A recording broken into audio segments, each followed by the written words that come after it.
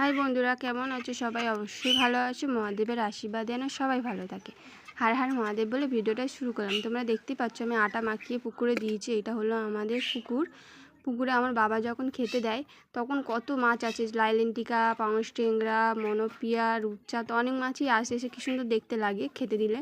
আর আমি ভেবেছিলাম আমি ভিডিও করব, খেতে দেবো, কাছাকাছি আসবে।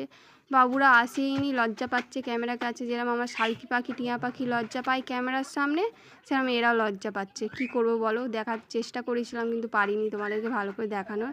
তারপর পরোটা করেছিলাম, তালের পরোটা, সেটাও দিয়েছি যে আসবে বাবুরা খাবে, একটু ভিডিও করব, তাও আসেনি। আর এই পুকুরে এত অনুপাতে বৃষ্টিতে জল জমে গেছে, দুটো পুকুর পাশাপাশি।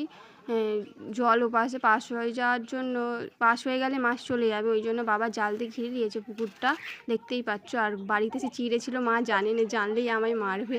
চিড়েও দিয়ে দিয়েছি এক প্যাকেট, আর চিড়ে দিতে গিয়ে